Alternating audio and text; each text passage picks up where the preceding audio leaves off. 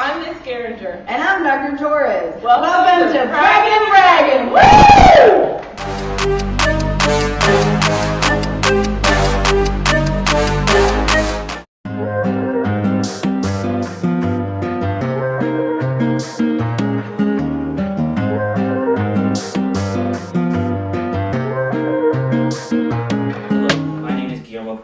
My name is Victoria Hoffman.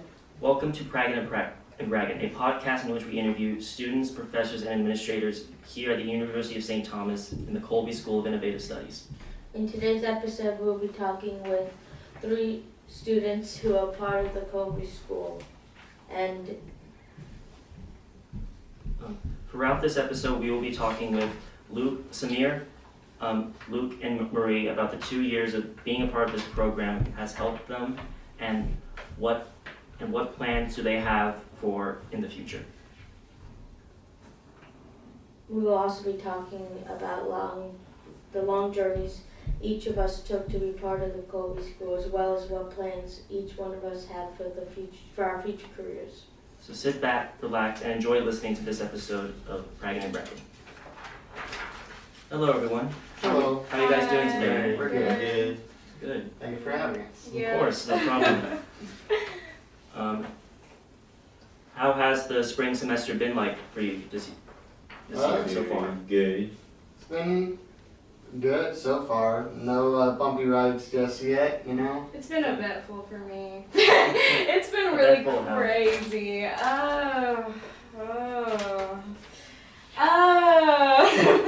You don't have to Lots say. of events going on, personal life, but also like deadlines, and also like crazy people.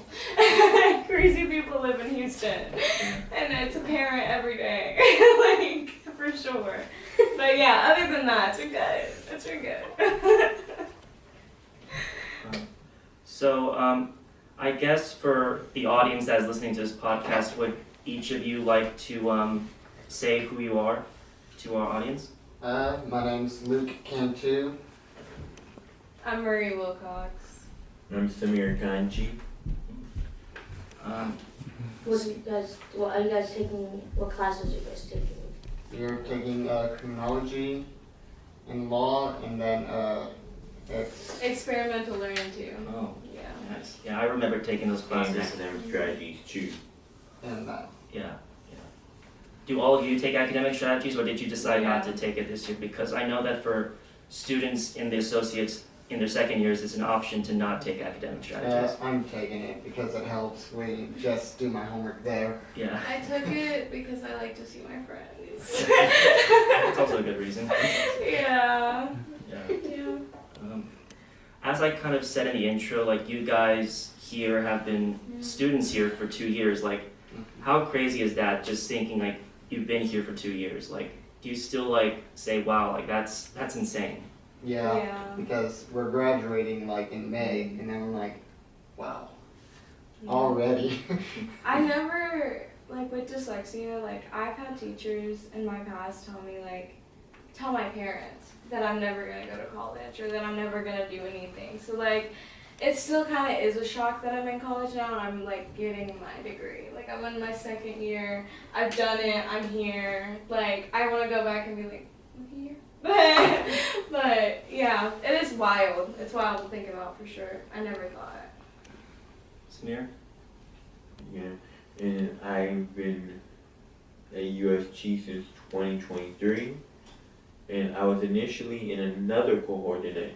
And even though I didn't want to switch cohorts, I had to because of Dr. Torres.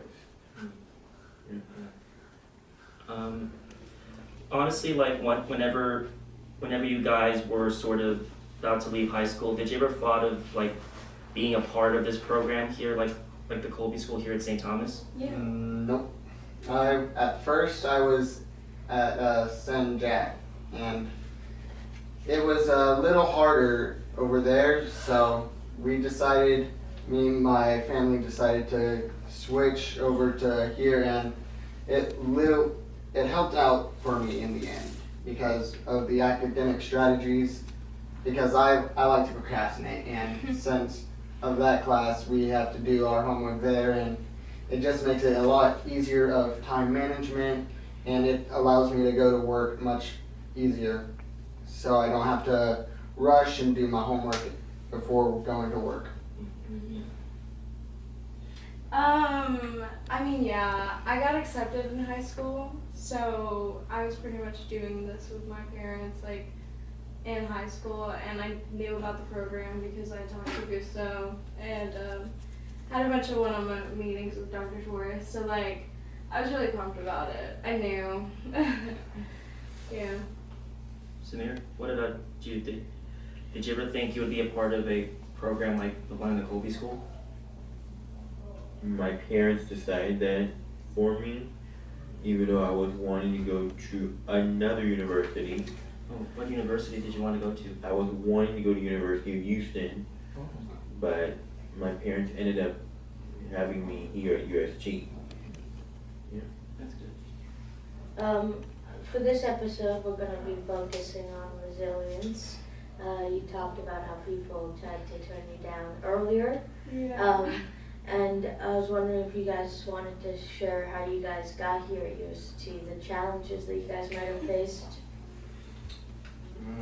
That's tough because before this, I was in San Jack, like I said. The classes were a little bit harder, and both the English teacher there was like, "You're not gonna pass this class," and so I literally had to drop out, and I was like, "Can I really continue doing this?" And then my aunt, her doctor, her son goes here, and that's how we heard of this program, and we were like, maybe this will be a better step in the direction that we want to head into. Yeah.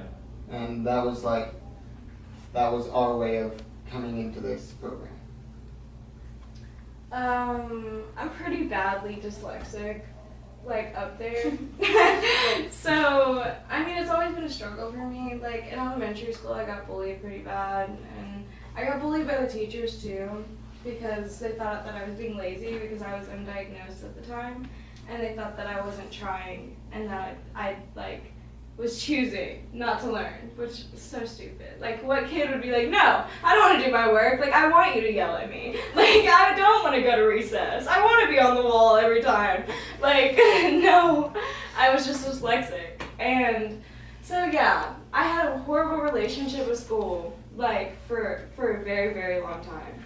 But coming to UST made me feel very accepted and very, like, I can do this, you know? Like, it was very empowering. It really was. And to be around, like, people who don't look at you like a freak, basically, or like you're less than because, you know, you have a disability. Yeah, and one of the great things just about being a part of this program, I think, I don't know if I'm speaking for all of us here, is just how much they want us to be involved in the college life, the campus Yeah. experience, you know, Yeah. whether from living in the dorms to wanting to join clubs, you know, or just participating in any events, you know, like that's just one of the great things of being in this campus is that they, you know, they want us to experience, you know, college, you know. And we go and do so many things. Yeah, yeah, Yeah. We're They have a lot of constantly going times. places. yeah.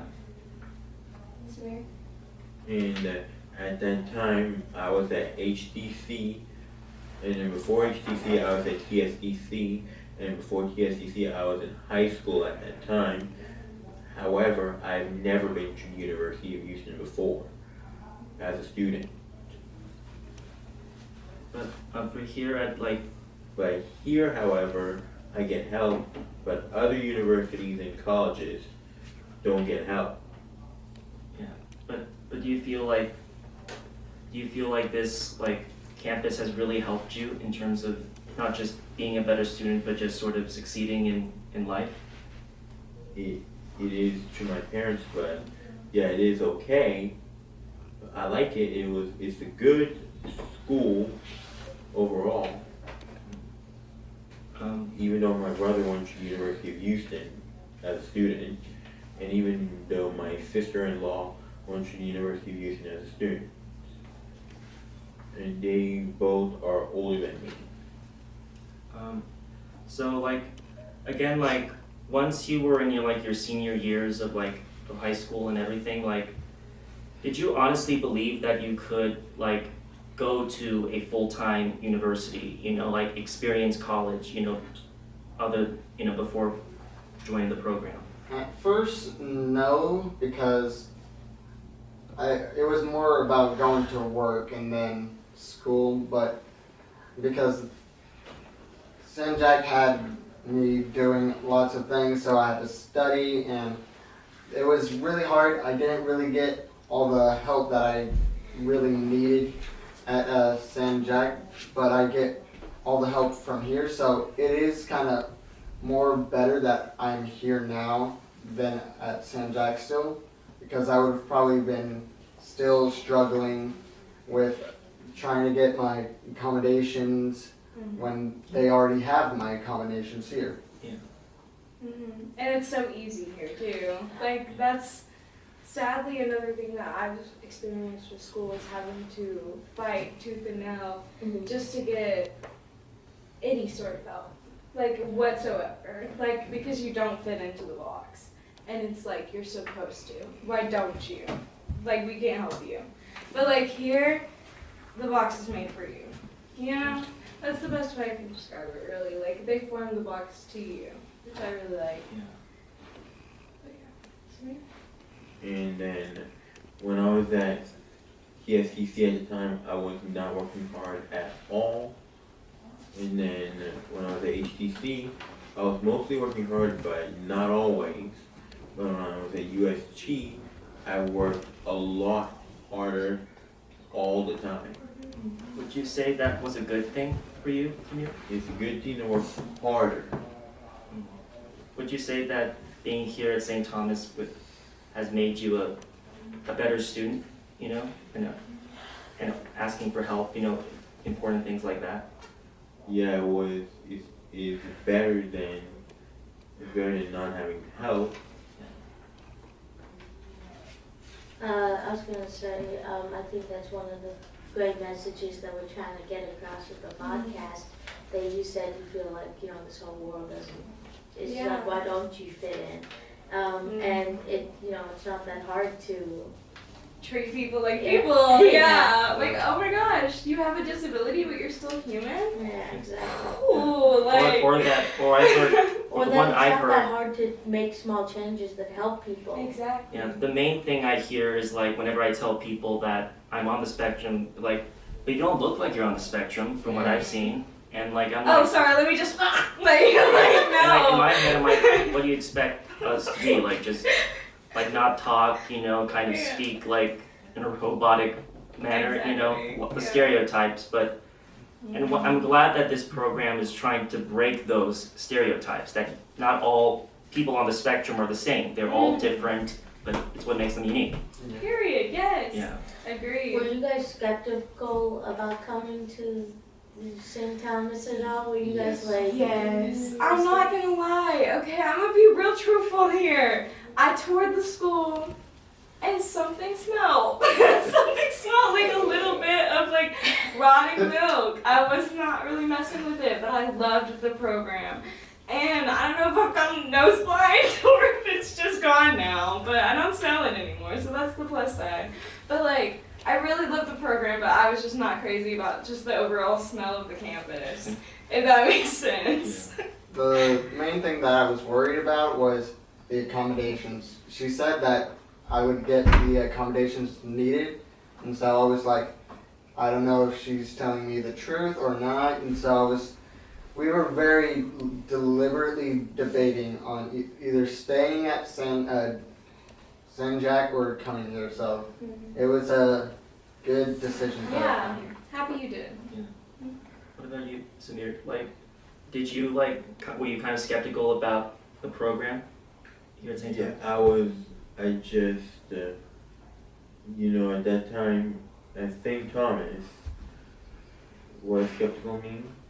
Like, were you skeptical about the program, like the Colby School at St. Thomas, when you first heard about it? When I first heard about it, my parents decided for me at the time, even though I wanted to go to U of H, even though I'd never been to U of H, but my brother did at the time, but I ended up coming here because of the program, because of my parents.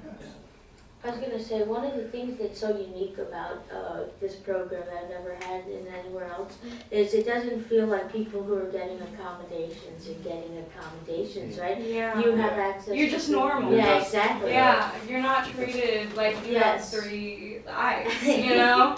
Yeah, I was gonna say, I've never had that anywhere else where it just feels like, it doesn't feel like You're just a you're person. getting special treatment and Yeah. you're getting, it just Yeah. feels like we're all just people doing homework, right? Yes, we're all just college students just doing trying to get that degree, you know? Yeah. At the end of the day. Yeah. Yeah, and also Marie, like I was gonna like sort of say like I also was very skeptical about this program. It's just that because what you guys don't know is that before even joining this program, I did 2 other programs, one at U of H and one at HCC. And I mean, while they were good programs, they just weren't challenging really. What I you mean, needed. yeah, they were just very like, I hate to say it, but just very like childish classes. Like they kind of dumb down certain classes, just make it, I mean, I can understand like they were trying like to help the students who were, more severe on the spectrum, but like for me it was just so easy that like it wasn't even challenging, and I always want to be challenged, A good challenge is always supposed to be challenged. Yeah, exactly. And so as I was about to leave the second program I was in at HEC, like the head of the program there, her name was Mrs. Gurka, she told me about, the Colby School, and at first I was like, oh great, another, program, 2-year. But then once she kind of said, no, like you actually get an associate's, at that time it was, the only thing students got was their associate's degree, this was before, the bachelor's, and so my mom and I, we had that phone call with her, and she kind of just said that, yes, like this program, it really does help students in all students in the spectrum, like just basically be successful, And so, of course, I met Dr. Torres, and then I had the day of shadowing, and I just became more confident about the program, and I wanted to join the program. Yeah.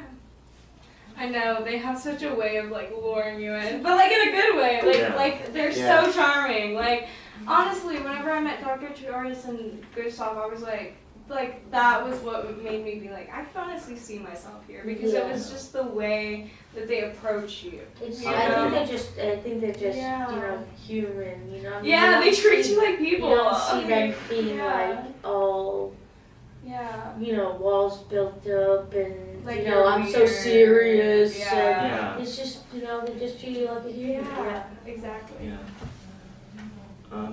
So, again, like you guys have been in this program now for 2 years. What would you say, what were the tools that have helped you guys be successful throughout these 2 years for each one of you?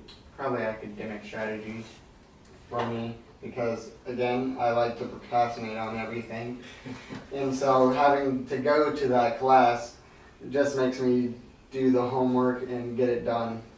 And she just reminds us too.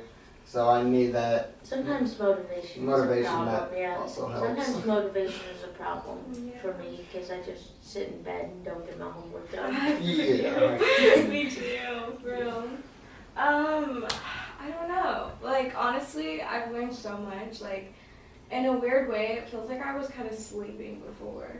Like I didn't really know how to do schoolwork, if that makes sense. Like I really didn't know how to research like the way that I know how to research now. I didn't know how to look into things. I didn't know. Well, one thing that I know is high schools don't teach those types of things. Exactly. Like they do not say, okay, you guys need to know these skills for college. We're going to learn how to do it today. They don't do that. Yeah.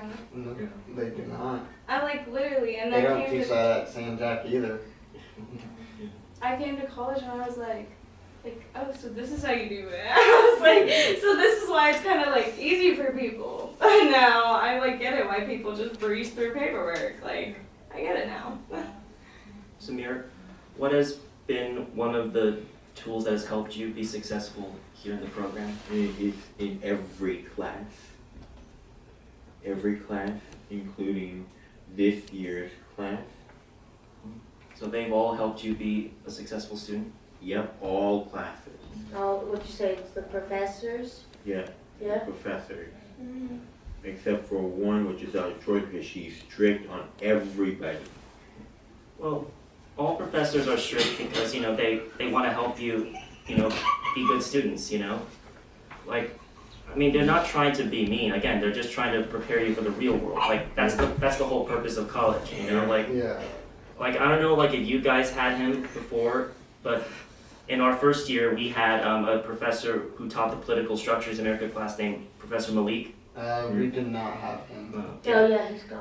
Yeah, like in the first, he was one of the original professors in the program, and when we started out our first years, he taught those classes, and he was just a great professor because not only was he, you know, strict, but like he treated you like adults. He didn't treat you like high school kids, elementary school kids. Like he made you like make sure that you did the work right, and he was also honest. Like if you weren't doing the assignment right, he would tell you weren't doing it right, and he would tell you to like to fix it, like not in a mean way, but just say like, look, you can add this, you know, to make it better, you know. Yeah, we're very helpful when teachers do that. Yes. Yeah. It teaches you what you did wrong and then what you can do to make it right. Yeah.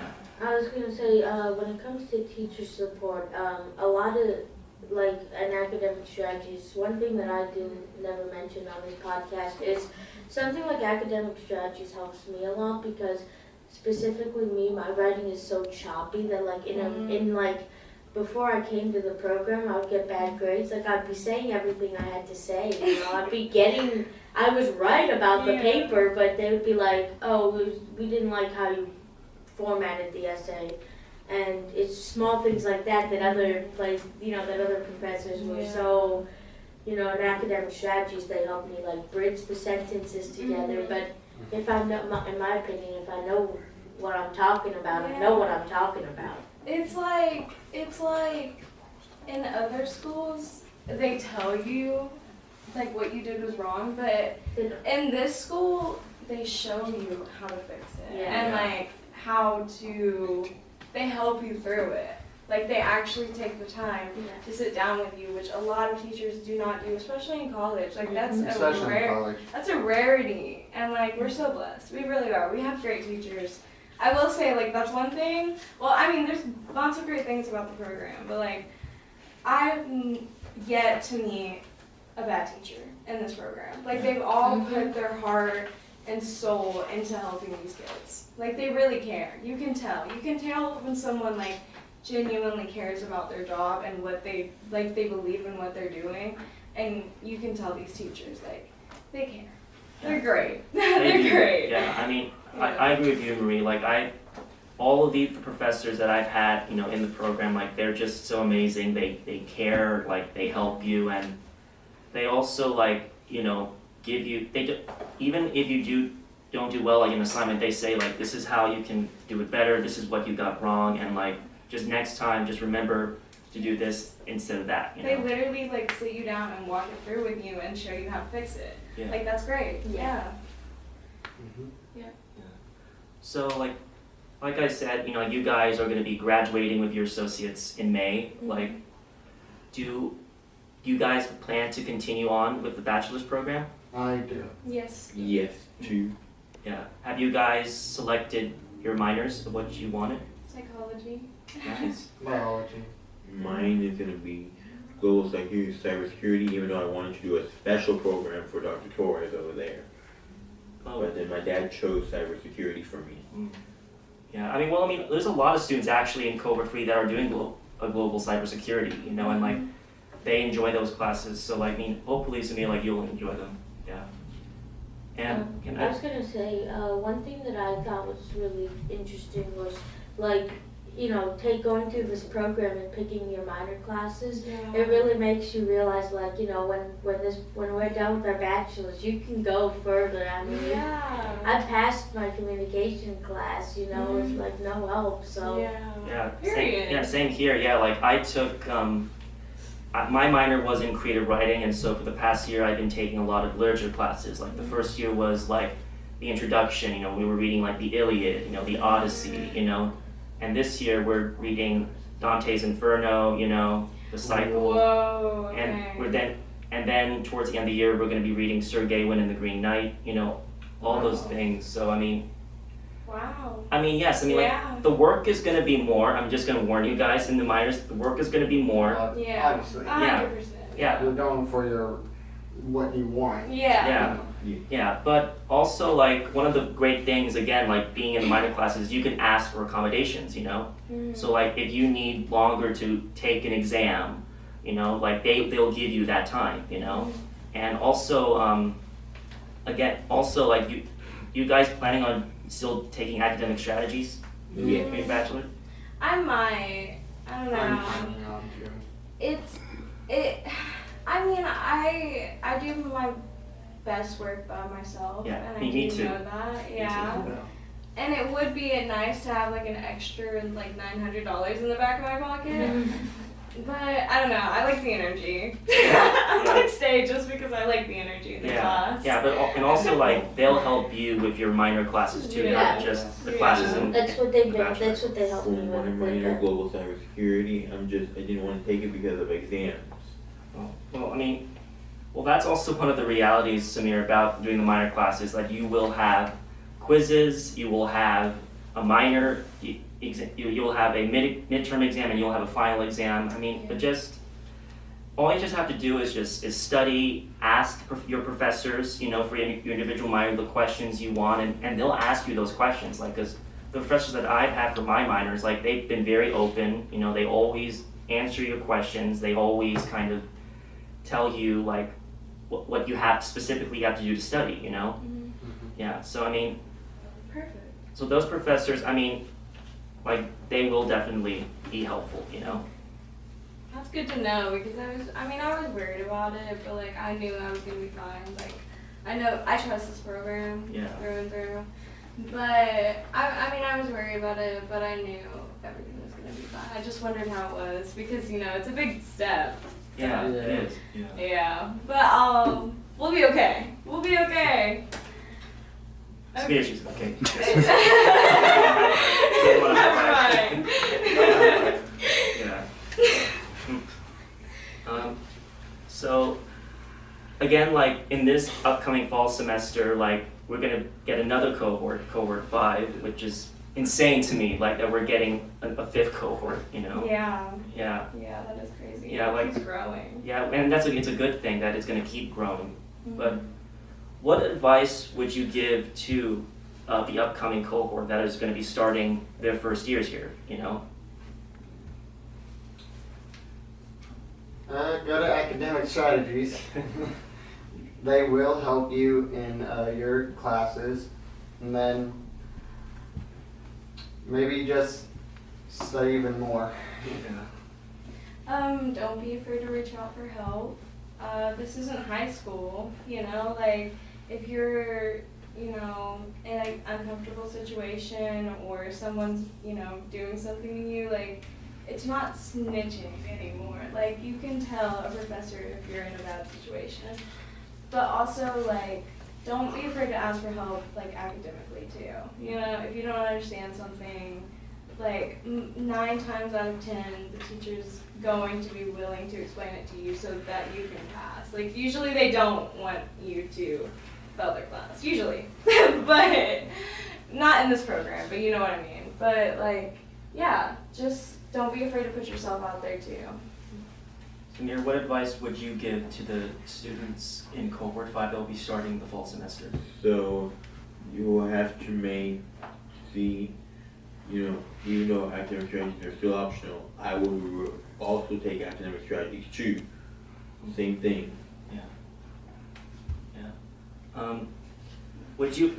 Would you be willing, like, to guys, like, to sort of, like, help cohort 5, the students in cohort 5, like, just mentor, like the first cohort did, like, with, like, Tommy and Emily, like, just how, like, but they also did it with us, too, with cohort 2, when we were starting out. Like, they would always help all the students, just making sure that we're doing the work right, Would you be willing to do that for cohort 5? Yeah. I mean, I'm always down to meet new people, especially in the program.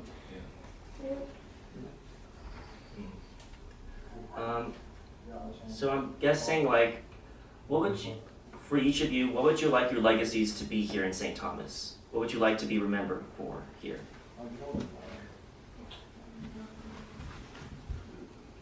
That's a tough one. I gotta think for that one.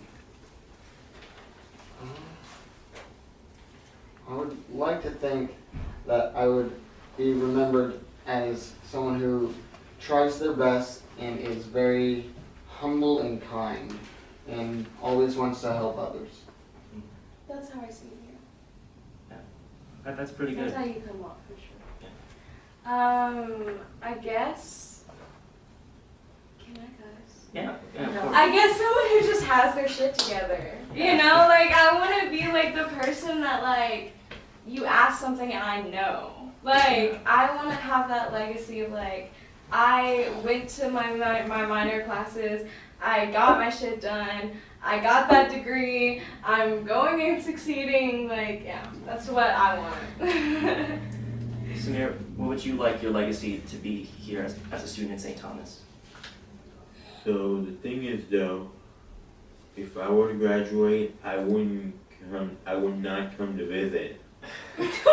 But I will still be an alumni, however. Okay. Okay. Yeah. Yeah.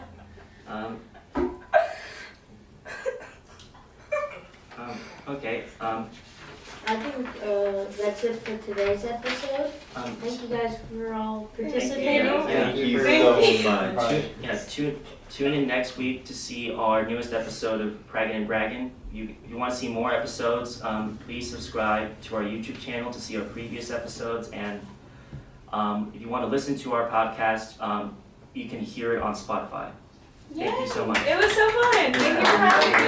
That's good. Yeah.